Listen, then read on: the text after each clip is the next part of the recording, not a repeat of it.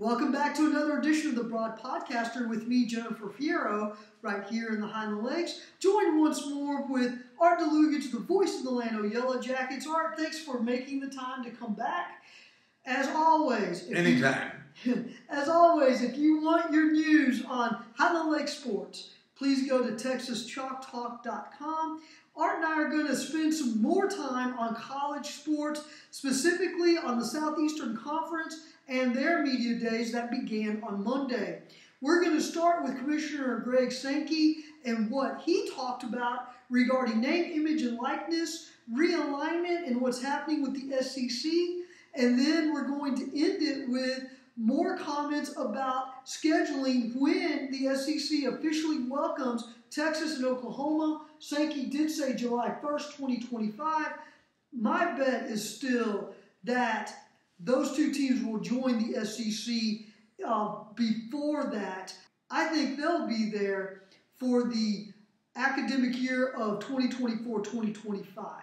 That is my opinion. Nothing to back that up other than a belief that ESPN will not allow the Big Ten to get a big jump on them by welcoming USC and UCLA in July of 2024 for the 2024-2025 academic year. So Sankey did say this: the SEC is not involved in any of the talks between Texas, Oklahoma, and the Big 12 on when those two teams will exit. Now, I thought that was telling.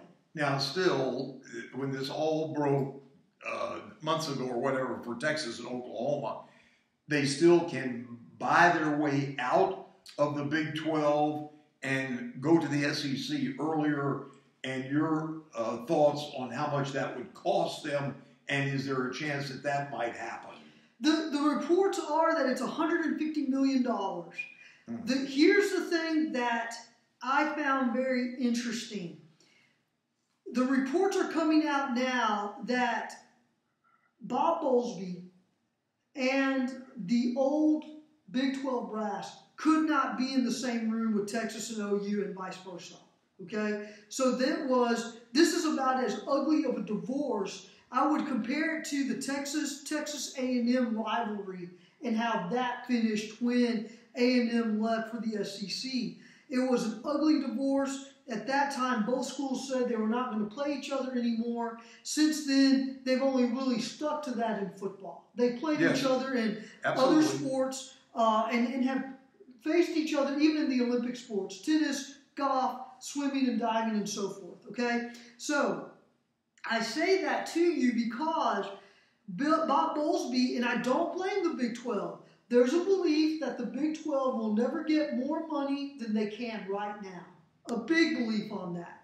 So they want their $150 million exit fee. Now you're saying from each team? From each school. See, the original number I had heard, and no clue whether it's right, was 75 for each team, but 150 might be right if that's what the Big 12 is demanding. Right, because it's two different forms of grant of rights. Okay, and that's why it's about 75 per grant of right per school.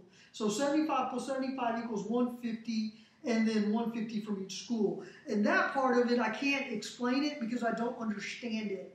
But it's two different parts here that what they're dealing with. Okay, so with Sankey saying July 1st, 2025 is when that timeline was announced last summer by both schools.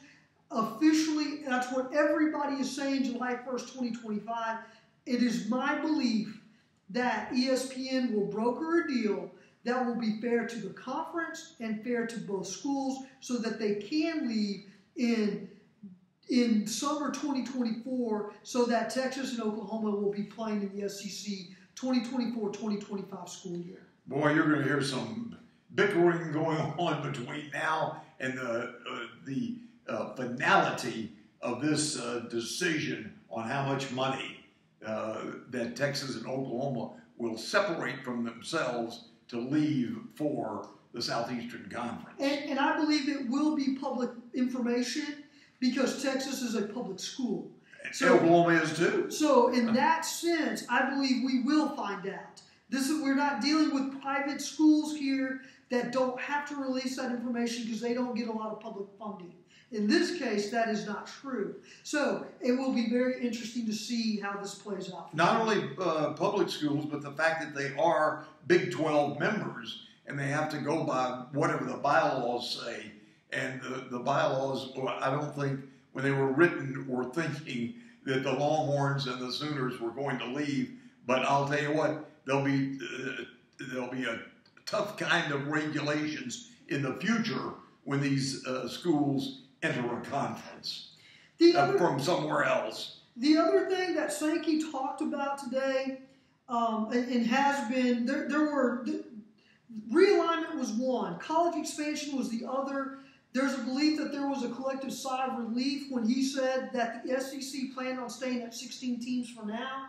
That, of course, helped when news broke that Notre Dame had reached an agreement with NBC Sports to have them as their official television partner for the next several years. $75 million per year did not catch the number of years of that contract. So $75 million to the Irish.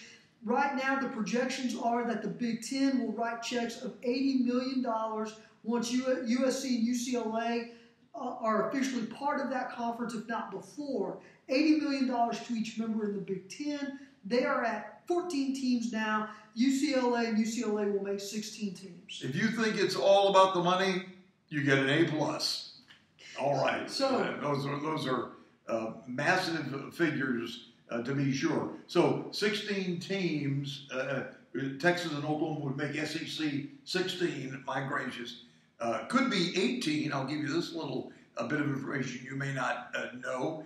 If Tulane and Georgia Tech had not left about 40 or 50 years ago, we'd have 18 teams now. It was not that big a deal when they left, but it's a big deal when these teams are coming in. All right, so talk about how these teams would be, how the teams would be in what kind of divisions from 16. I guess you would 4 times 4, it seems like.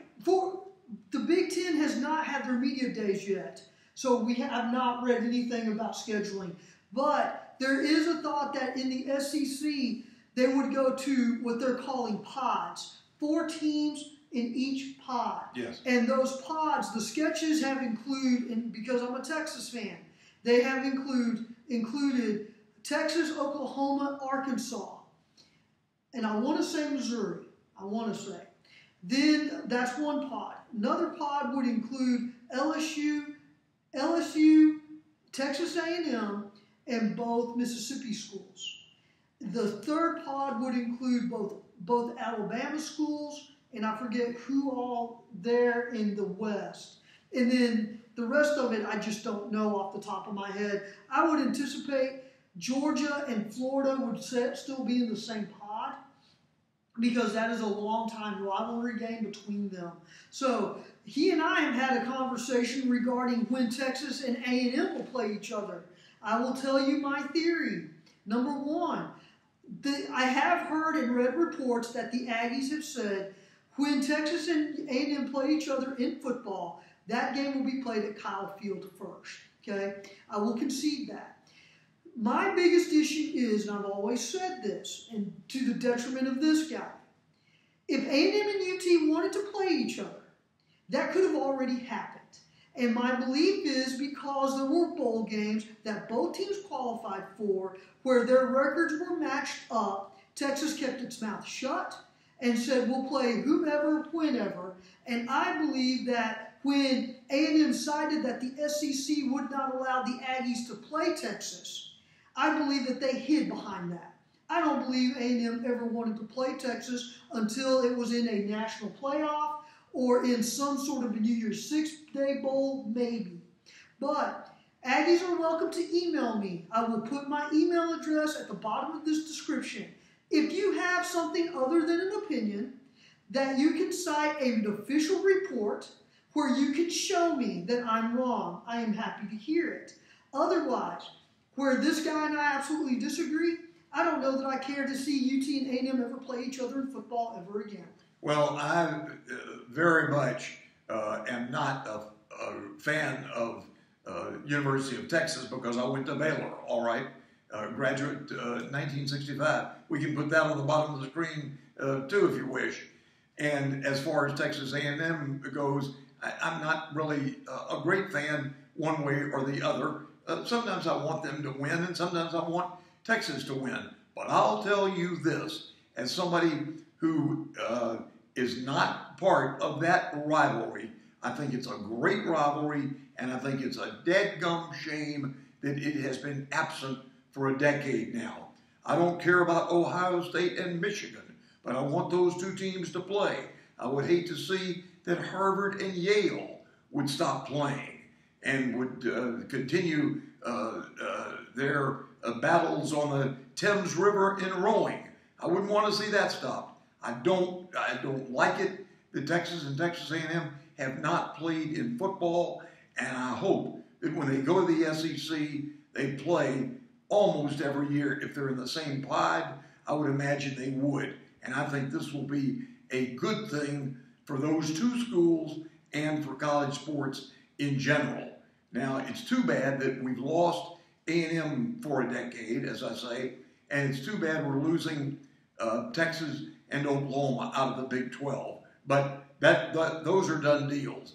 But if Texas can get back to playing the Aggies, don't care when, don't care if it's in mid-October, if they want to play in Arlington, that's okay, but at least they'd be playing. Right. And everything he said, I absolutely agree with. Everything he said, those rivalries are great for college sports. I am a Texas fan, and I am just simply mad, and have been for a decade. That's why I don't care if UT and A&M ever play each other again in football. I don't care if we ever play them in any sport. Well, but I'm just mad. I'm just big enough to admit that here. Okay, well, I think you're going to play them because they're going to be in the same conference. At some point, yes. Right. At some point, yes. Okay, that's the end of segment 1. We did not get into Sankey's NIL discussion. We can touch on that in the next segment. I'm going to close this one out. Art Dlugach, Jennifer Fierro, we're closing this segment. Please remember to like, subscribe, and share the channel, and we'll be right back with segment number 2.